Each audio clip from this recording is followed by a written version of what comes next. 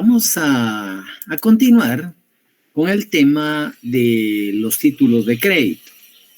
Dentro de la teoría general de los títulos de crédito, pues venimos abordando precisamente, aparte de las distintas características y las formas en que circulan los títulos de crédito, pues hemos iniciado precisamente con los distintos elementos de los títulos de crédito.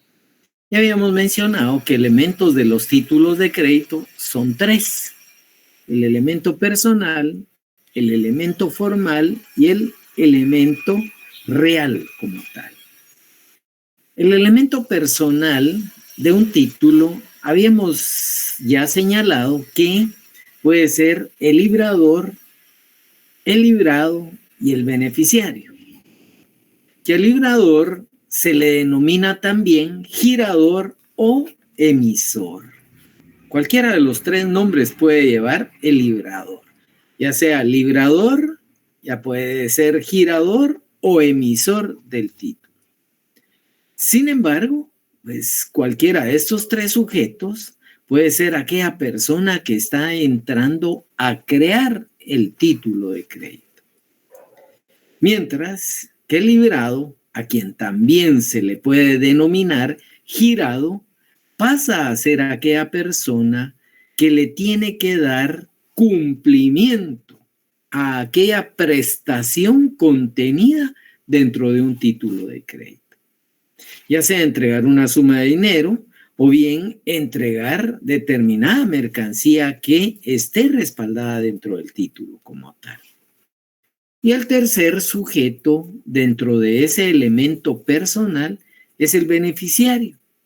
Y el beneficiario pues pasa a ser aquella persona a cuyo favor se entra a crear el título de crédito.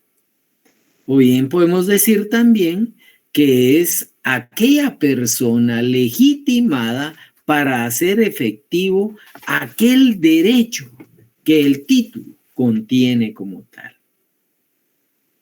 Bueno, estos son los tres elementos personales básicos dentro de un título de crédito.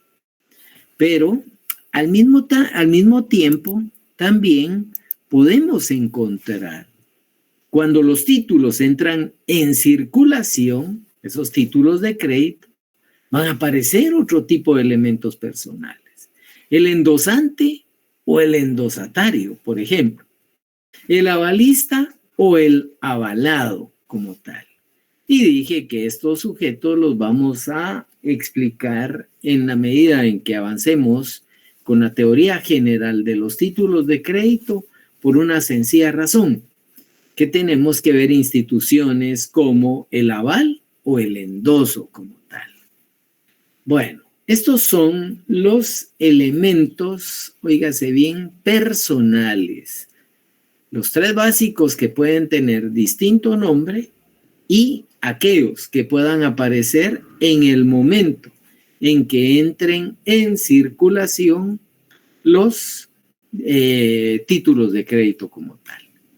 Bueno, me detengo antes de pasar al elemento formal y al real para ver si hay alguna duda, algún comentario o algún aporte que tuviera alguien por ahí respecto a estos sujetos que participan en la creación y entrada en circulación de los títulos de crédito. ¿Alguna duda? No, licenciado, gracias. Bueno, si no hay inquietud alguna, paso al segundo elemento, en este caso, de los títulos de crédito. Y podemos tener aquellos elementos formales. Un elemento formal dentro de los distintos tipos de títulos de crédito que tengamos, vamos a encontrar precisamente aquellos que regula el artículo 386 de nuestro Código de Comercio, que pasan a constituirse en requisitos, óigase bien, requisitos generales para todos los tipos de títulos de crédito. Estos requisitos solo van a producir efectos, óigase bien, ¿verdad?, que el mismo código regula. Aquellos títulos de crédito que llenen los requisitos propios también de cada tipo de título de crédito en particular. Pero entre los requisitos generales dijimos que está el nombre del título de crédito que se trate. 2, la fecha del lugar de creación. 3, los derechos que el título incorpora. 4, el lugar y la fecha en donde se le debe de dar cumplimiento, ¿verdad?, al título, es decir, darle cumplimiento a aquellos derechos que incorpora el título de crédito. Ahí serían 4. Y 5, que sería la firma de quien lo crea. También mencionaba en la clase anterior que, por ejemplo, habrán títulos de crédito en donde en algún momento pues se emiten estos en serie. Y si se emiten en serie, hay que tomar en consideración que puede estamparse una firma, si bien es cierto, caligráfica, a través de algún cliché, por ejemplo, pero siempre debe llevar por lo menos una firma autógrafa como tal. Hay situaciones como aquellos requisitos generales que en algún momento por A o B razón se omiten. Ejemplo, que no se mencionara el lugar de la creación. Siempre se va a tener como lugar de creación el domicilio del creador del título.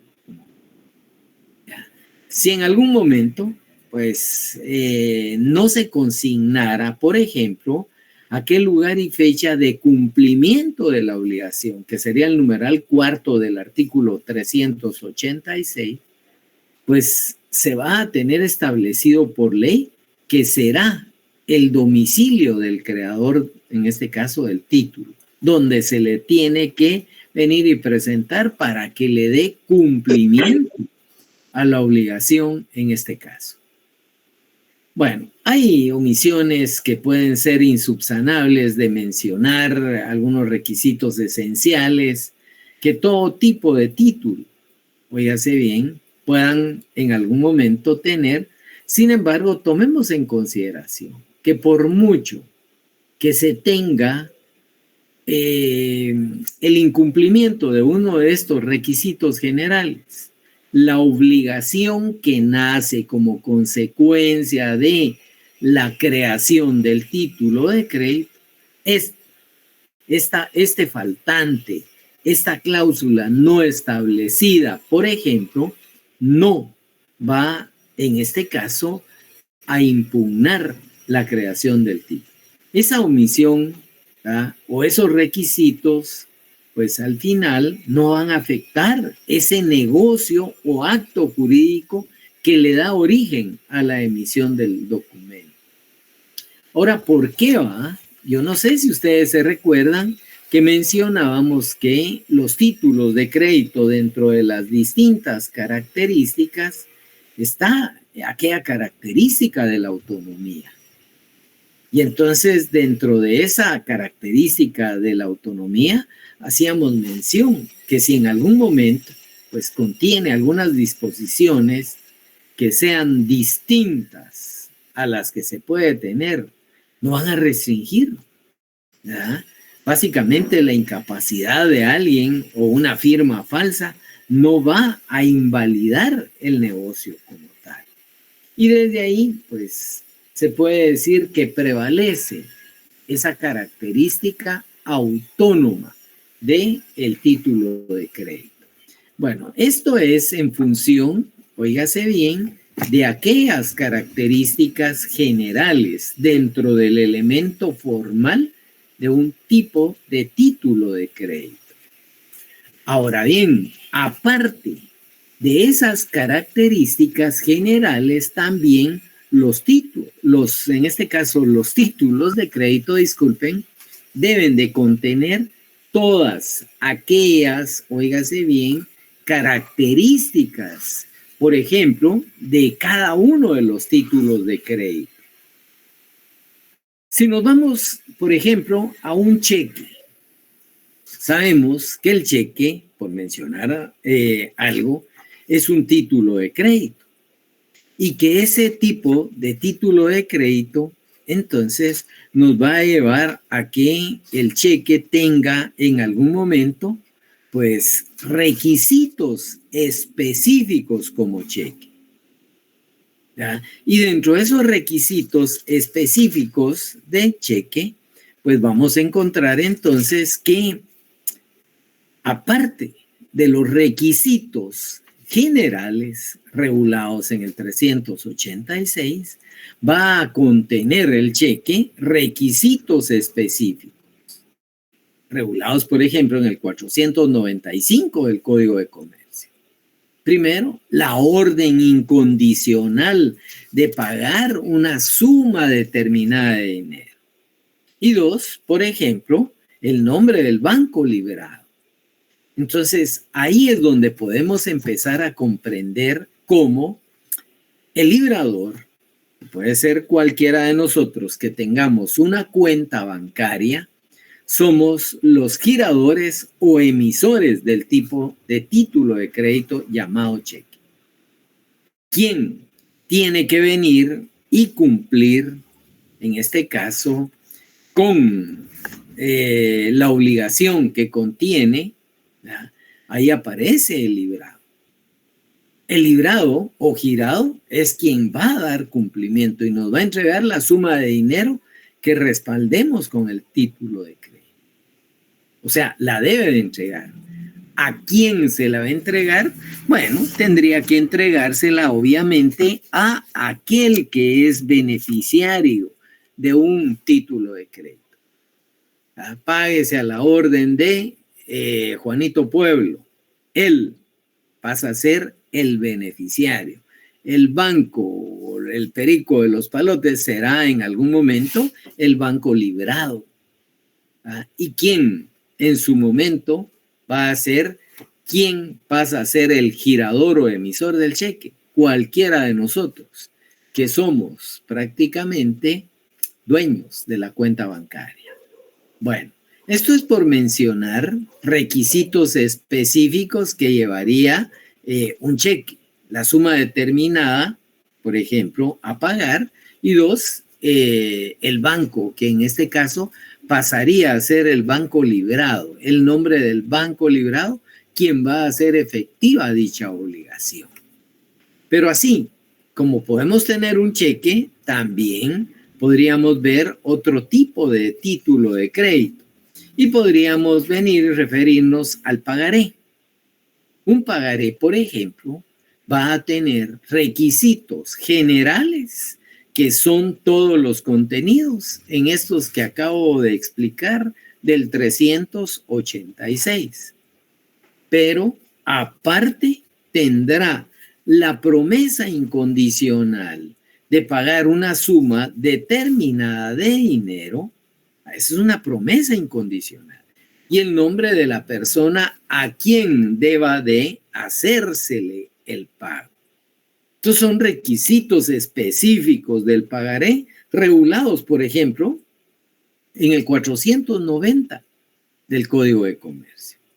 Entonces, aquí es para dejar entonces ya cómo los distintos tipos de títulos de crédito van a contener los requisitos generales y los requisitos específicos de precisamente el tipo de título que se trate como tal. Cada uno en particular tendrá, de acuerdo a la legislación, en este caso, pues, los requisitos específicos, ¿ya?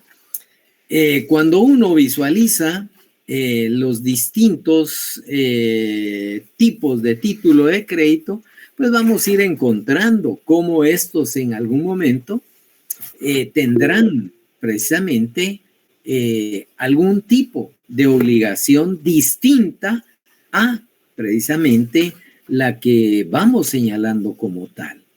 Ay, licenciada Nelly, buenas noches, el tiempo es suyo.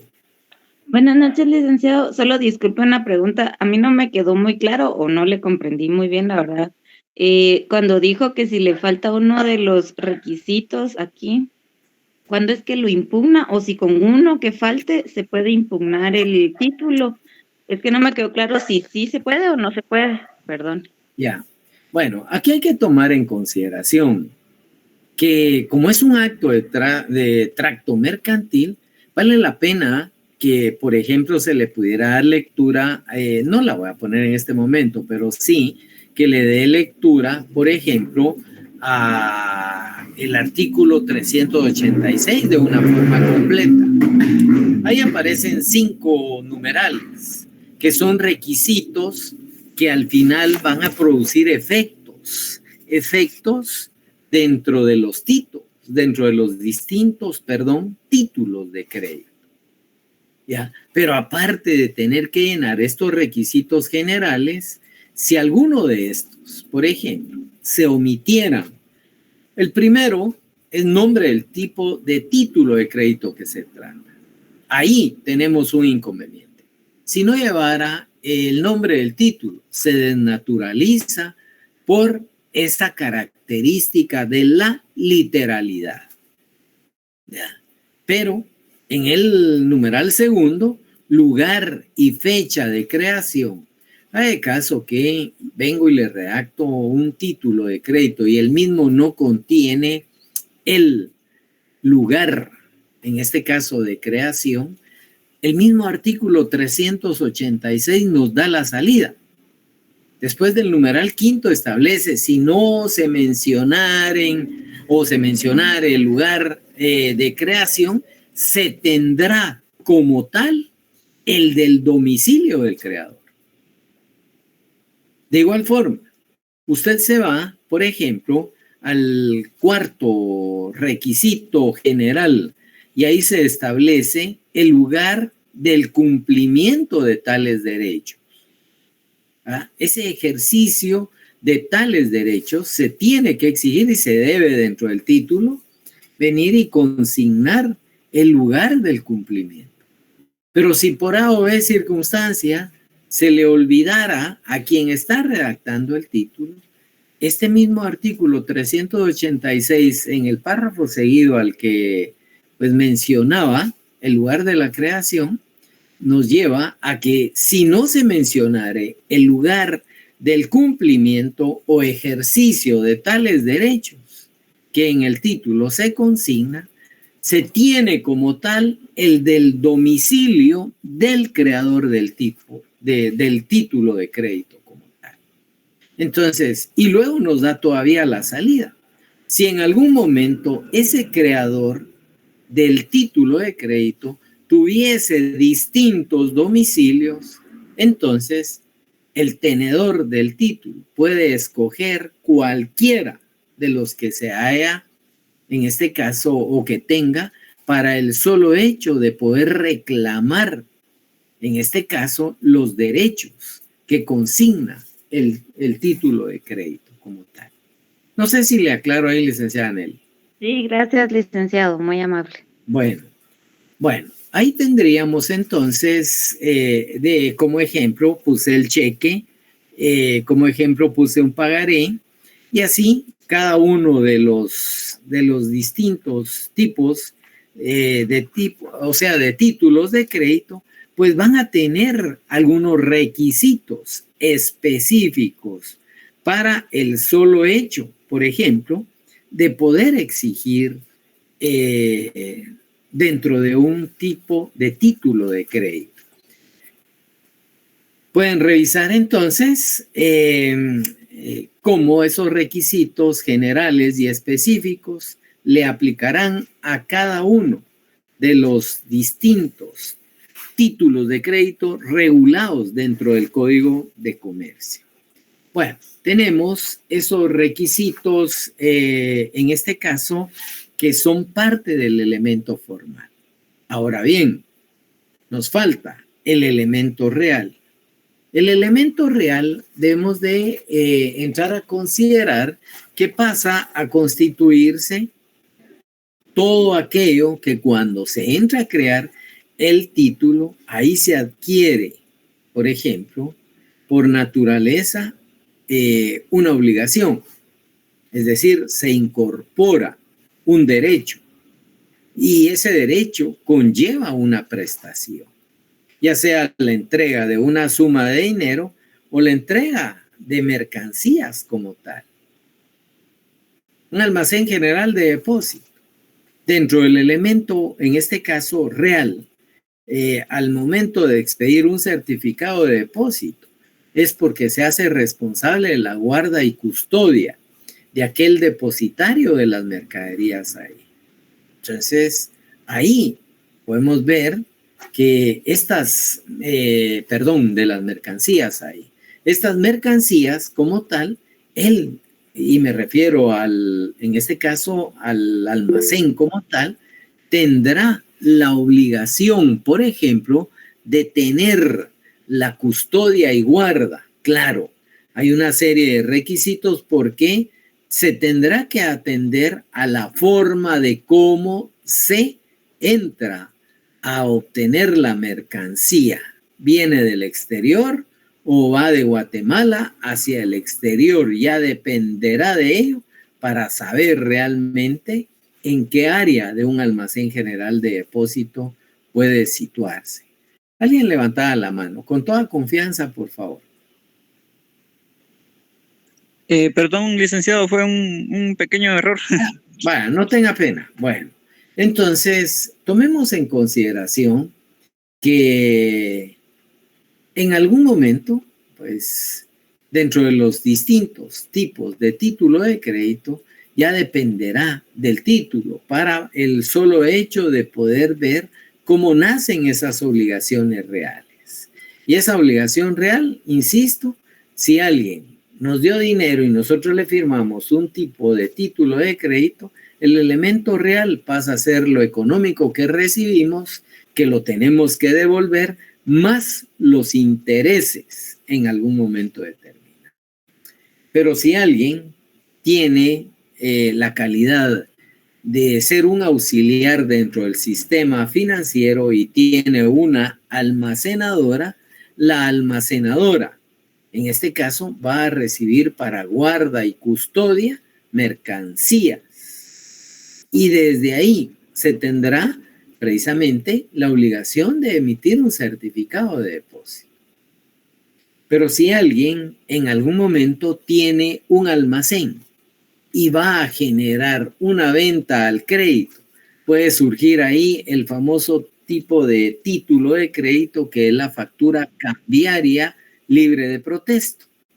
Y esta factura cambiaria libre de protesto básicamente tiene que ser aceptada por la persona que adquiere en este caso, las mercaderías y firmará de aceptación, en este caso, la factura como tal. Por lo tanto, el almacén pasa a entregar mercaderías, pero quien las obtiene se obliga al pago de dichas mercaderías. Tendrá que tener flujo de efectivo para hacer el pago, el cual automáticamente llevará ya inmerso algún tipo de tasa de interés. Bueno, por ejemplo, ¿qué pasa cuando hay un importador y va y compra mercancías allá en Canadá y decide trasladarlas, por ejemplo, a Guatemala para depositarlas en una almacenadora o en alguna aduana del país? Ahí automáticamente van a surgir certificados, en este caso, que tiene que emitir la compañía para el solo hecho de respaldar. ¿Cómo viene la carga? Viene vía terrestre, pero de vía terrestre en algún momento o puede venir en avión y luego en la vía terrestre. Bueno, van a existir, por ejemplo, cartas de porte. Pero si en algún momento, pues va y esa mercancía viene vía marítima, pues van a aparecer los famosos bill of lading o bien los manifiestos de carga, que pasan a ser títulos especiales por el tipo de traslado de las mercancías como tal. Si ustedes escuchan, me he corregido un par de veces cuando he dicho mercaderías, por ejemplo. Un almacén sí puede tener mercaderías, pero los comerciantes y una almacenadora casi siempre tienen que negociar mercancías, por favor. Dentro de la legislación nuestra, el Código de Comercio tiene una serie de falencias o de errores. Una es que a todo le llama mercadería. Y técnicamente tenemos que tener especial cuidado. La mercadería pasa a ser todo aquel tipo de bienes que están disponibles para la venta en los distintos anaqueles de los almacenes como tal. Ya está pormenorizado. Y van ustedes y encuentran una cantidad, por ejemplo, si quieren comprar laptops, hay un sector donde hay distintas marcas, distintos modelos, distintas capacidades de una laptop.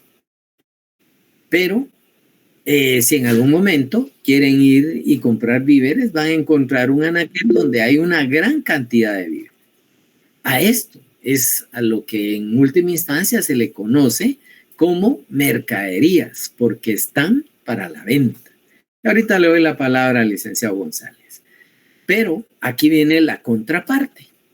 Cuando todas las computadoras vienen en los distintos pallets o bien en un furgón que vienen desde su punto de creación hasta la aduana y vienen en tránsito y no están exhibiéndose en los anaqueles o en las estanterías o stand de los negocios, a eso es lo que se le conoce como mercancías como tal.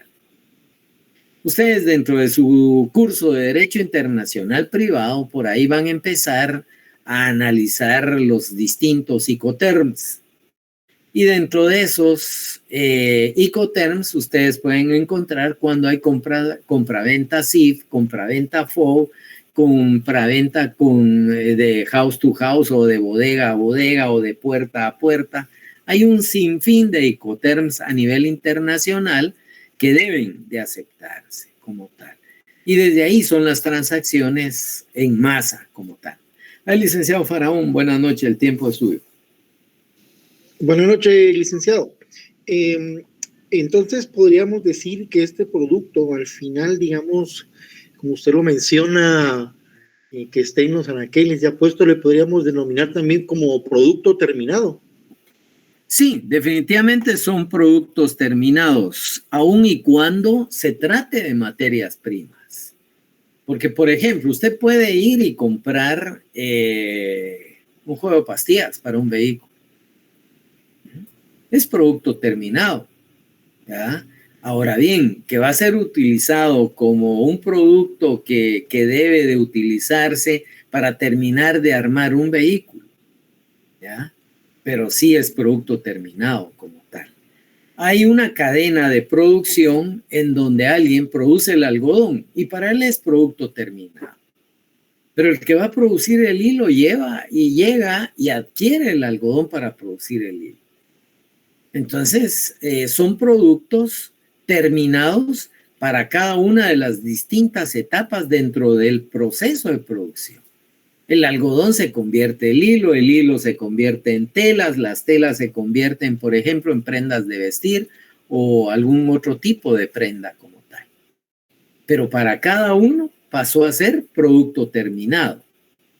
Y el que produce, aún así, como producto terminado, lo lleva para el consumo a los distintos almacenes como tal, y es ahí donde se convierten precisamente en mercancías como tal.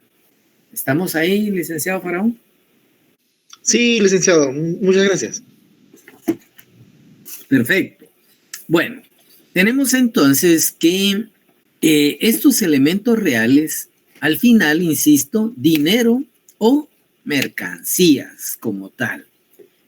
Bien, bajo la estructura, entonces, de los elementos, yo no sé si queda alguna inquietud, algún aporte de esos tres elementos básicos de todo tipo de título de crédito, en donde vamos a encontrar el elemento personal, el elemento formal y el elemento real de los tipos, de los distintos tipos de títulos de crédito como tal.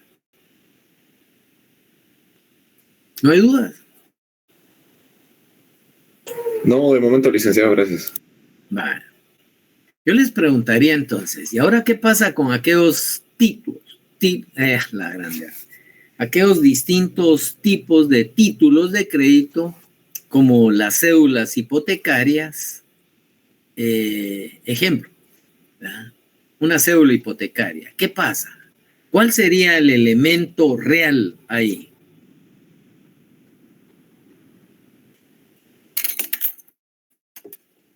A ver, solo uno. ¿Cuál es el elemento real en una cédula hipotecaria, por ejemplo? ¿Un bien inmueble, licenciado? Bueno, pero perfecto. El bien inmueble pasa a ser básicamente la garantía. Óigase bien, la garantía, y por lo tanto, esos títulos de crédito van a tener en algún momento derechos reales sobre el inmueble, o sea, incorporados sobre un inmueble como tal. No sé si con eso es suficiente o lo explico. A ver, licenciado Barranchina, cuénteme. O sea, significa que ese bien inmueble es la garantía, y lo otro sería que en el momento de que al que le dan digamos, esa cédula hipotecaria no hiciera el pago de dicha hipoteca, el emisor de ese título, digamos, adquiere el derecho de ese bien inmueble. ¿Será el emisor? Ahí sería el beneficiario. Bueno. El banco que creó esa cédula hipotecaria. Ajá. O ese certificado. Vea, pues, para que ahí sí que no nos confundamos, aquí hay una situación importante. ¿Quién pasaría a ser el librador? ¿Verdad? Ese girador o emisor del tipo de título de crédito. ¿Quién sería? ¿Será el banco? ¿O será el girado? La persona propietaria del bien inmueble. Ahí vamos, licenciado Barranchina. Por ejemplo, yo como propietario de un inmueble puedo acudir a un banco. Y precisamente por mucho que en la práctica, y ahí es donde tenemos que tener especial cuidado, por mucho que en la práctica el título de crédito, esa cédula hipotecaria, la faccione el banco no la va a faccionar si el propietario del inmueble que va a hipotecar le da la orden. Entonces, aquí es donde está. Ese girador o emisor, ¿verdad? Ese librador pasaría a ser el dueño del inmueble. Aquí ya viene librado, que sería el banco, que pasa a ser el girado. Él va a tener los distintos títulos de crédito, las distintas cédulas hipotecarias que casi siempre se emiten en serie. ¿Por qué? Porque si en algún momento ese bien inmueble solo va a respaldar la deuda de una persona, automáticamente para eso están las hipotecas. Mientras que la cédula hipotecaria es de que esa sociedad o ese comerciante individual va a necesitar crear una serie de cédulas hipotecarias. No le va a deber a uno, le va a deber a varios como tal. Entonces, el banco pasa a darle cumplimiento a la obligación en este caso, de la prestación que sería y tendría la calidad de librado o girado. ¿Por qué? porque ese comerciante individual o jurídico le dio la orden para que emitiera las cédulas hipotecarias. Ahora bien, como lo decía el licenciado Martín, ¿qué pasa con el beneficiario? El beneficiario adquiere la cédula hipotecaria. En otras palabras, está invirtiendo, ¿verdad? Y está obteniendo un título de crédito, que si bien es cierto, lo pudo obtener dentro del banco, pero el banco únicamente le otorgó el título y recibió la plata, ¿verdad? Pero el banco le pudo haber otorgado ya toda la plata, en este caso al librador, ¿verdad? Que se va a convertir en deudor como tal. Él va a recibir la plata, el banco coloca los títulos y cobra la comisión respectiva por la colocación de esos títulos.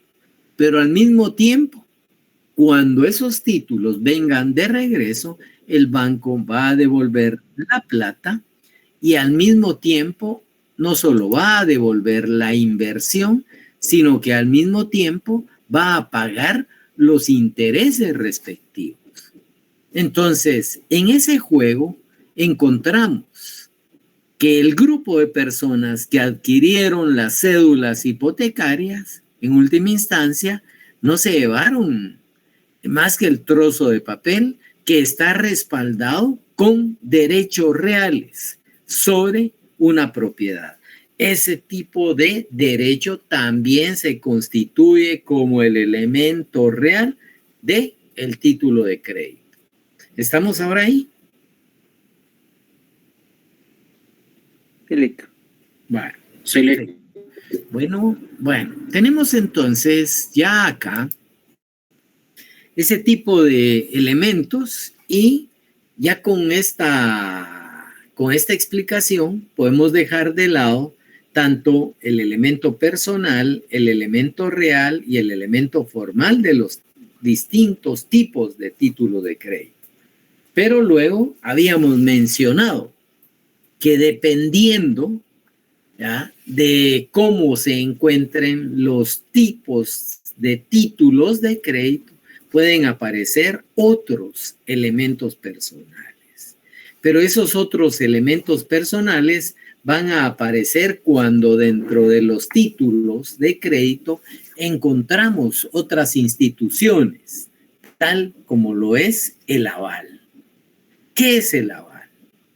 El aval pasa a constituirse en aquella forma de garantizar el pago de un título de crédito que contenga en algún momento la obligación de pagar una suma de dinero en efectivo como tal. Óiganse bien, la forma de garantizar el pago de un título de crédito de aquellos que respaldan o que tienen la obligación de pagar una cantidad de dinero. Aquí tenemos que venir y estar conscientes, por favor, si alguien me ayuda con el artículo 400 del Código de Comercio, les voy a agradecer. Lo leo, licenciado. Artículo 400. Aval. Mediante el aval se podrá garantizar en todo o en parte el pago de los títulos de crédito que contengan la obligación de pagar dinero. Podrá prestar el aval cualquiera de los asignatarios de un título de crédito que no haya intervenido en él. Muchas gracias. Bueno, aquí podemos encontrar algo básico. Mediante el aval, aquí ya viene, ¿va?, se puede garantizar en todo o en parte el pago de los títulos de crédito como tal. Ahora bien, o del título de crédito, ¿ah? O sea, puede ser uno o pueden ser varios. ¿Qué pasa con esta figura precisamente del aval? Hay que tomar en consideración que es un acto sobre el cual una persona se va a comprometer, pues, que va a cumplir con la obligación de otra persona.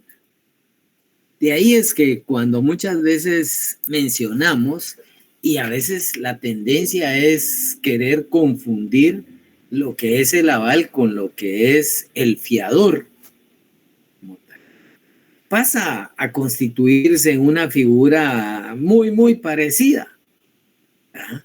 Pero hay que tomar en consideración que el aval es exactamente lo que produce, por ejemplo, con lo que es una fianza, con aquel seguro de caución. ¿Verdad?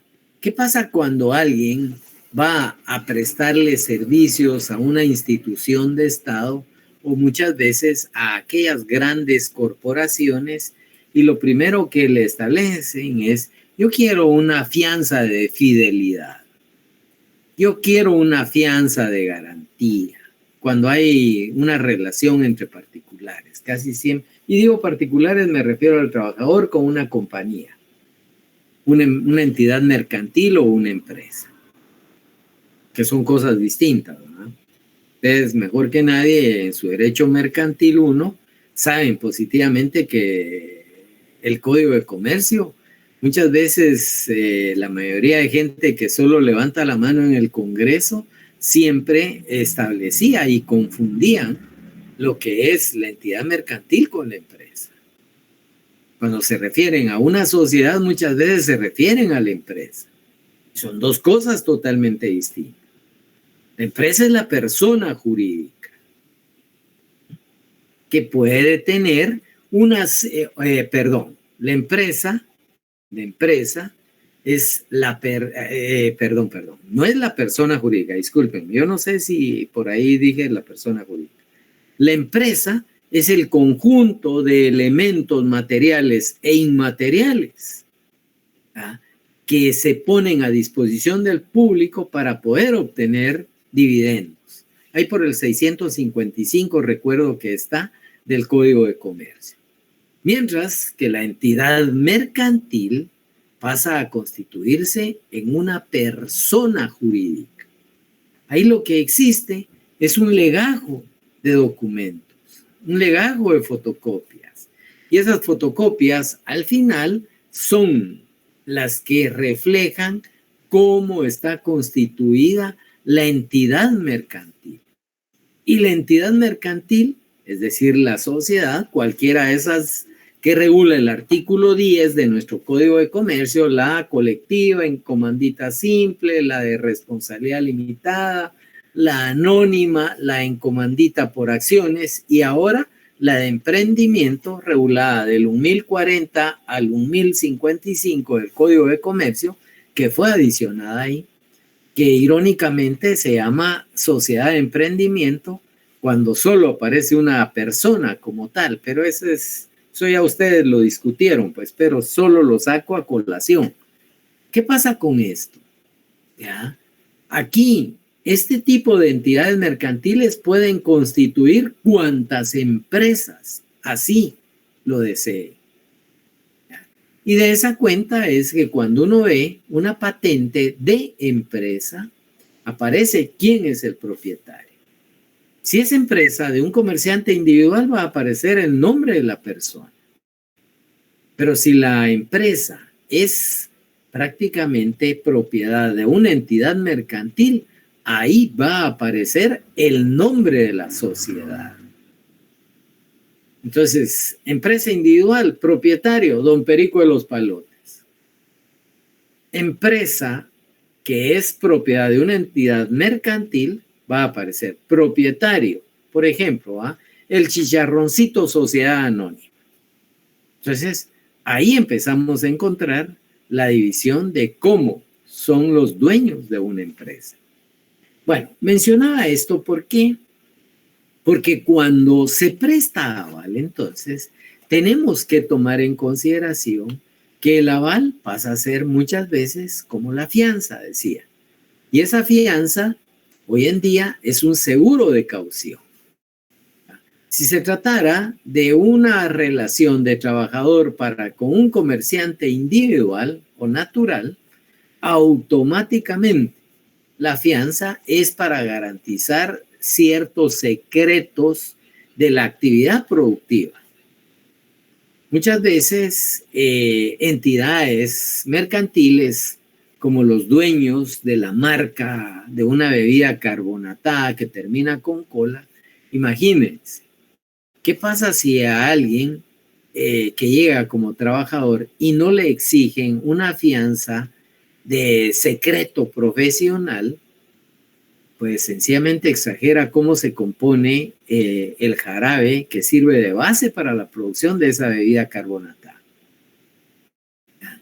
Muchos han pretendido imitarla y de ahí que aparezca un Spur Cola, otro tipo de colas, pero se mantiene siempre, como Coca-Cola, más de 100 años. Fianzas que se exigen por una cantidad millonaria, porque se sabe que en caso de incumplimiento ejecutan las fianzas por daños y perjuicios. Bueno, hay personas que van y ofrecen sus servicios al Estado en calidad de profesionales y tendrán que tener una fianza de cumplimiento. Si ustedes fuesen dueños de una entidad mercantil o de una empresa de construcción y le van a prestar servicios al Estado, empiezan a aparecer fianzas, por ejemplo, de sostenimiento de oferta o de cotización, fianza de cumplimiento de entrega de obra, fianza de calidad de obra, por ejemplo. Entonces, este tipo, óigase bien, de prestación se le denomina fianza. Pero tenemos que tomar en consideración que el aval es muy similar a la fianza, pero es distinto de la fianza. Y cuando digo muy similar, yo podría venir y establecer, yo necesito, por ejemplo, emitir un juego de aventuras y resulta ser de que solo tengo $500,000 de capital pagado y necesito garantizar, pero tengo algunas obligaciones y cuando presento mis estados financieros la situación es muy comprometedora como tal. Hay casas de bolsa que le dicen a uno, bueno, que alguien le avale. Yo podría llegar, por ejemplo, mire, licenciado Josué Isaac, hágame el favor, usted me puede prestar aval. Entonces, aquí viene la figura de alguien honorable que va a prestarme el aval para que mis títulos de crédito puedan ser colocados. Aquí viene lo triste. Si yo no pagara, el licenciado Josué Isaac tendrá la obligación. ¿Por qué? Porque mediante aval se garantiza en todo o en parte el pago de los títulos de crédito. Bueno, ¿cómo sería la relación de ese aval? Él me puede decir, mire, la verdad es de que yo le puedo avalar hasta un 50%. Bueno, hágame el favor, tiene por la característica de la literalidad, debe de quedar expreso en el título de crédito que el licenciado Josué Isaac me está prestando aval en un 50%. A partir de ese momento, los títulos se colocan y tendrían garantizado un 50%. Pero las instituciones bancarias como las sociedades estas de capitales o de, como lo es una casa de bolsa, pues automáticamente, ¿ya? Tendría que tener el respaldo que dentro del resto del patrimonio yo voy a cubrir como sociedad el otro 50%. Y ahí el título está garantizado como tal. Eso es en todo, ¿verdad? Eso es en parte cuando él solo cubre el 50%. Y en todo será cuando, no tenga pena, si él no paga, yo pago. Ahí automáticamente hay una expresión de garantía en todo como tal. Bueno, cuando alguien presta aval, hay que tomar en consideración, ¿ya? Que si en algún momento no se indica esa cantidad de suma avalada, si en algún momento sencillamente presto aval, pero no se dijo en cuánto, ahí sí que asume automáticamente por ley que se está cubriendo el total del título de crédito común. Es decir, hay una suma avalada en su totalidad. Esto de acuerdo al 402 del Código de Comercio. Entonces, la otra situación que mencioné con anterioridad es que los títulos de crédito, si en algún momento pues tienen esa característica de la literalidad, automáticamente se debe de hacer constar en el título de crédito o en hoja adherida a él, ¿ya?, que se está prestando aval. Y esto lo regula el 401 del Código de Comercio. Entonces, yo no puedo venir sencillamente tomar un título de crédito o un juego de títulos de crédito, pegarle una hoja y decir, me prestaron aval. No, tiene que estar los datos de aquella persona que está prestando el aval. Y ya desde ahí se puede sobreentender que se tendrá por aval esa constancia. Obviamente, aparte de los datos, tiene que consignarse la firma de la persona que presta el aval. Ahora bien, aquí entran dos sujetos personales, el avalista y el avalado como tal. Aquí tenemos que tomar en consideración que el avalista va a ser aquella persona que garantiza el cumplimiento de la obligación. ¿Ah? Básicamente, da el beneficio para que alguien tenga certeza sobre el título de crédito como tal. Mientras que el avalado pasa a ser aquella persona a quien se le garantiza el cumplimiento de la obligación. Entonces, alguien que me vino y me solicitó que le prestara aval, va a ser avalista. Y yo voy a ser, prestando el aval, voy a ser avalado como tal. La obligación de un avalista siempre quedará obligado al pago del título de crédito como tal. Hasta, incluso, en algún momento, pues, hasta por el monto del aval. Y su obligación siempre va a ser válida cuando la del avalado sea nula, por cualquier situación. Entonces, si alguien está siendo avalado, alguien, en otras palabras, se le está garantizando el cumplimiento de la obligación e incumple, automáticamente el avalista debe de dar el pago del aval sobre el título de crédito que se tenga. La persona avalada siempre deberá indicar, en este caso, que la persona por quien se presta, y a falta de indicación, si no se establece quién es el que está, pues hay que tomar en consideración que podría en algún momento entenderse garantizadas las obligaciones del que firmó y que libera el mayor número en algún momento de aquellos que son obligados como tal. Alguien entonces puede venir y prestar ese tipo de aval.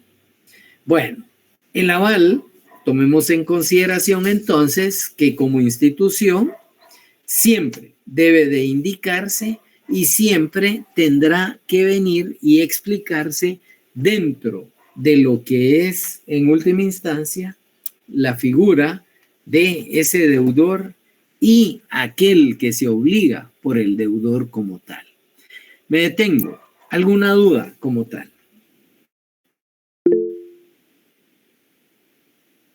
Bueno, tengo dos interrogantes.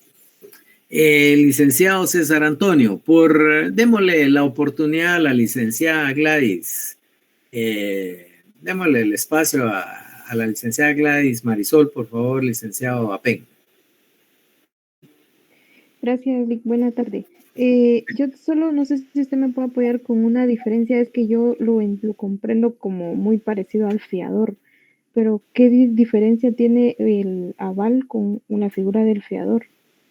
Bueno, el fiador, en otras palabras, pasa a constituirse en aquel sujeto que en algún momento, pues, llega y respalda la obligación de alguien en un acto de comercio.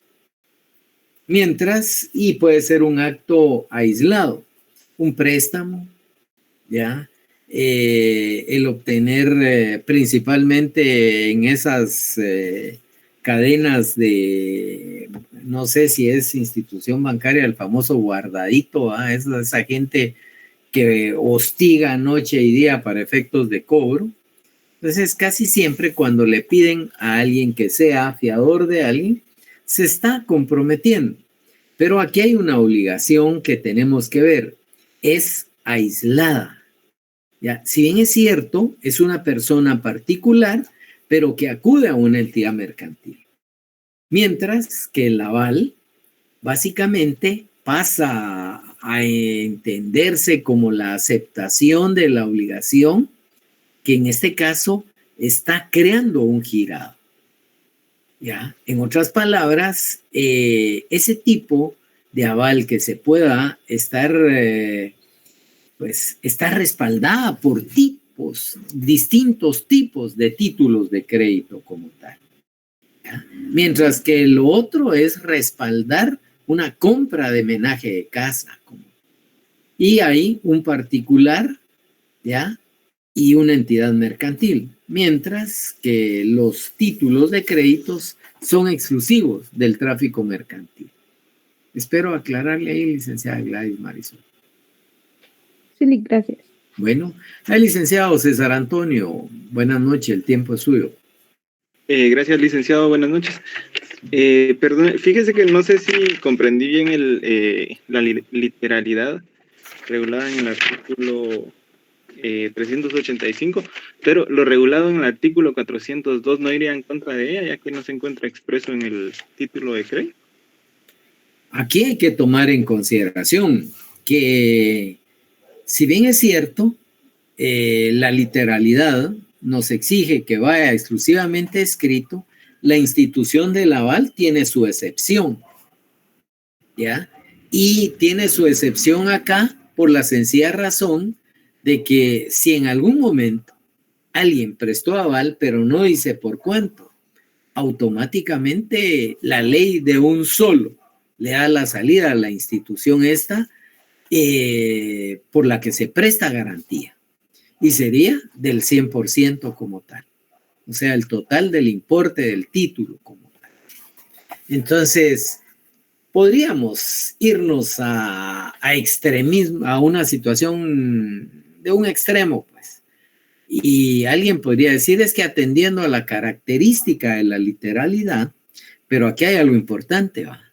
Las características tienen más rango doctrinario y de interpretación, mientras que acá la suma avalada del 402 es derecho positivo como tal.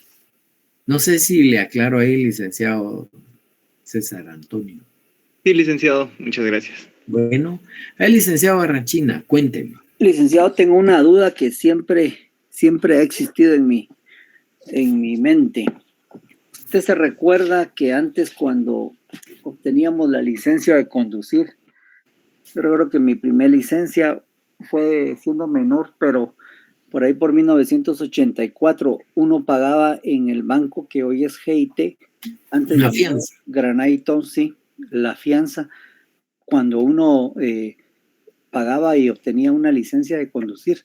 ¿A qué se debía eso? ¿Por qué? O sea, era algo que yo siempre no le he encontrado pies ni cabeza, o era un negocio entre ese banco y el Estado. Ya, bueno, primero que nada, hay que tomar en consideración que era una exigencia del Ministerio de Gobernación.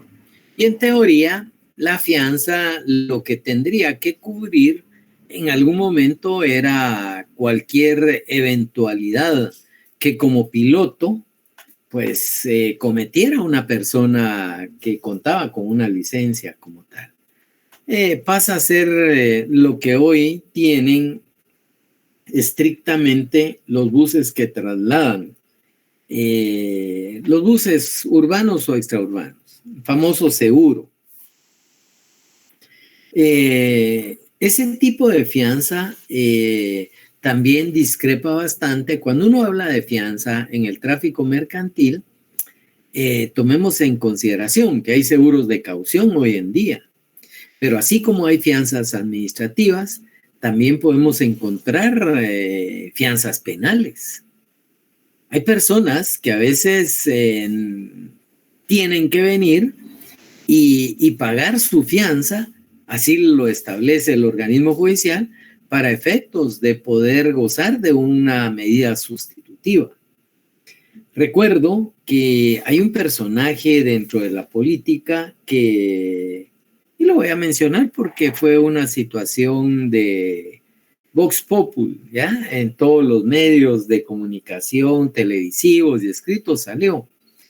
El señor Valladares, don Asislo Valladares, en algún momento quedó ligado a un proceso en donde en teoría le quería quitar algunas cosas a unas tías ancianas. Y como consecuencia de esto fue ligado a un proceso y para no ir a prisión, precisamente solicitó una fianza para poder gozar precisamente de este tipo de privilegio. Pero no era tanto que se las quisiera robar, sino que era establecido por un proceso dentro de las entidades mercantiles y una deuda que él reclamaba como tal. Al final dio en garantía una propiedad que tenía pegado a la embajada americana cuando la embajada estaba sobre la avenida Reforma, y un banco le otorgó la fianza de 11 millones de quetzales para efectos de que él no fuera a prisión, y desde habiendo salido de la Procuraduría General de la Nación en aquel entonces, que él era el jefe en ese momento, pues se pudo defender desde afuera. Y la ventaja de una fianza es de que cuando alguien va a prestar un servicio y la fianza garantiza, no tiene por obligación que pagar uno. Óigase bien, cuando es de trato mercantil, no tiene que venir uno y garantizar la totalidad de la fianza. Uno puede comprar una fianza por 11 millones, por darle un número en materia mercantil, y uno para pagando alrededor de unos 12,000 quetzales como tal. En aquellos contratos de prestación de servicios, muchas veces uno puede ver que tiene un contrato anual donde al final, pensemos, no va a rebasar los 300,000 quetzales de cobro de honorarios, y la fianza no se excede de 800 quetzales como tal. Mientras que en este caso, a él, por estar ligado a un proceso penal, esa fianza se le exigieron por, no recuerdo exactamente si eran 10 o 12 millones. Y dejó en garantía, porque ningún banco la quería otorgar porque era una fianza de tipo penal. Y sin embargo, dio en garantía esa propiedad que tenía un costo un poco mayor, y automáticamente pues le otorgaron la fianza como tal. Pongo de ejemplo este tipo de fianzas porque esa fianza de licencia, en otras palabras, pasaba a tener algún tipo de garantía como tal. Y esa garantía al final, honestamente, nunca era exigida para efectos de resarcir cualquier daño que se diera después de haber obtenido precisamente la licencia respectiva. Al final, podemos decir que pues este tipo de fianza no es un aval para obligaciones mercantiles, ¿verdad? Sino que únicamente para obligaciones civiles y obligaciones penales como tal. ¿Estamos ahí, licenciado Barrachina? Sí, licenciado, gracias. Mire, otra duda. Si yo le sirvo de avalista a una persona por cierta cantidad de dinero, él es el avalado, y yo por atrás puedo exigirle a él un pagaré. Mire, el derecho mercantil es tan informal que usted está en todo su derecho, ¿no? Y solo para que vea que sí puede hacerlo, y le voy a decir de una vez por qué. Yo no sé si ustedes se han percatado que, bueno, ahora ya se ha minimizado eso de las ventas. Recuerdo que antes uno compraba sus enciclopedias en 8, 10 o 12 pavos. Y llegaba el vendedor y le decía a uno, hágame el favor, fírmeme esta letra de cambio. Y deme unos 8 cheques posfechados. Ahí hay duplicidad de títulos de crédito como tal. Lo mismo pasa cuando alguien viene y dice, bueno, mire, vamos a materializar este negocio. Uno le acepta la factura cambiaria y la firma, pero al mismo tiempo deja en garantía un cheque posfechado. Entonces, hay duplicidad de funciones como tal, de los títulos. Y hay que tener especial cuidado, ¿verdad? Porque en ese momento uno está doblemente garantizando la deuda. Le pueden ejecutar los títulos, por un lado la letra, por otro lado el cheque, o bien la factura cambiaria y el cheque, ¿verdad? Como tal. Y todavía, con las facturas cambiarias, todavía existe una serie de errores.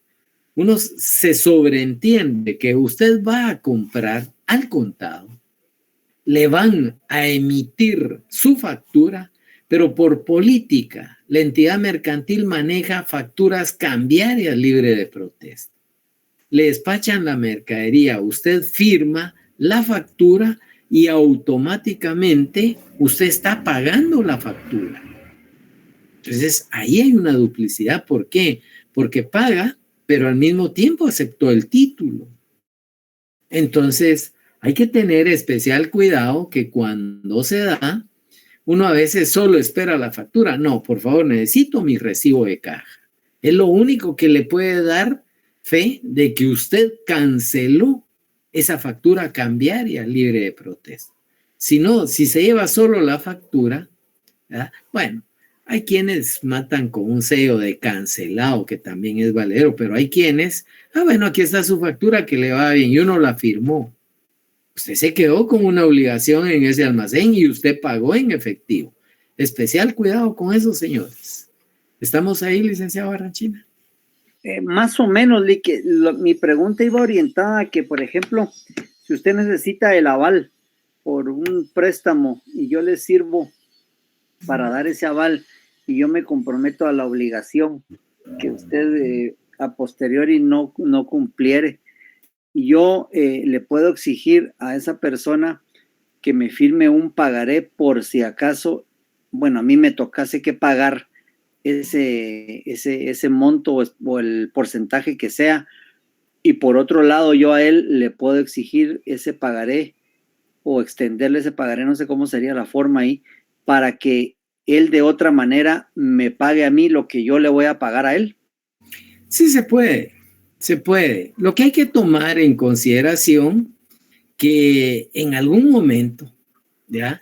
Por mucho que usted esté prácticamente prestando ese tipo de garantía, ¿ya? Usted puede exigirlo.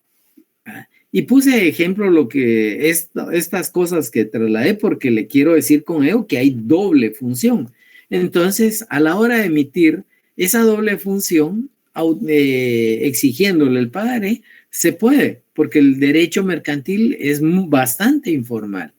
Pero aquí hay que tomar en consideración que en caso automáticamente de darse este tipo de situación y que el fulano no pagara y usted tiene que dar en garantía, ese tipo de situación nos lleva a que usted tiene el derecho por, en este caso, ¿verdad?, haber prestado aval y ante el incumplimiento, de exigirle precisamente el cumplimiento de la obligación. Hay un derecho de repetición. Usted pagó y automáticamente puede venir e iniciar la acción cambiaria, ¿verdad? Porque usted pagó y va a adquirir los derechos del título automáticamente, ¿verdad? Y tiene que ir contra la persona, en este caso, que era la obligada al pago, ¿verdad?, contra el responsable. Pero si usted no se quiere desgastar en un proceso, sencillamente viene y tiene el otro título y lo ejecuta como tal, ¿ya? Entonces, ahí automáticamente, pues, usted estaría cobrando, pero tiene el otro título. Tendría doble garantía, ¿ya? Y puede ejecutarlo en algún momento. Entonces, ahí es donde yo menciono que hay duplicidad de obligaciones como tal. Pero sí lo puede hacer. ¿Estamos ahí? Sí, licenciado, gracias. Ajá, vale, no hay pena. Bueno, tenemos entonces que está establecido el aval. También es importante, óigase bien, es importante que cuando se preste aval se diga contra qué persona se está prestando el aval respectivamente. ¿Por qué? Porque a falta de indicación, la garantía de aquel que presta aval, si el título de crédito entra en circulación, automáticamente, ¿ya?, la persona que está prestando el aval podría tener alguien tiene el incumplimiento en la medida en que se genera un protesto en la vía de regreso. Y tendrá que ser el que prestó aval el que le va a dar cumplimiento a una obligación. Alguien puede decir, bueno, yo le voy a prestar aval a Juanito Pueblo, pero no a don Perico de los Palotes.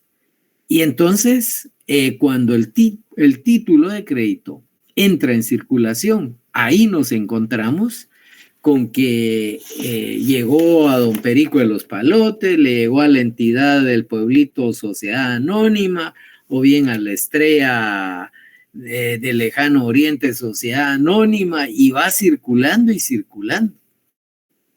Y cuando alguien va y reclama el pago y no lo hacen, aquí viene lo triste, ¿verdad? Alguien puede decir, bueno, yo le presté garantía a Juan Pueblo, no a la Estrella Lejana de Oriente. Y resulta ser de que en la cadena de endosos pudo haber tenido una alteración, ya sea de firmas o bien de montos. Entonces, es oportuno dejar dentro del aval a quien se le presta aval como tal. ¿Estamos ahí, señores?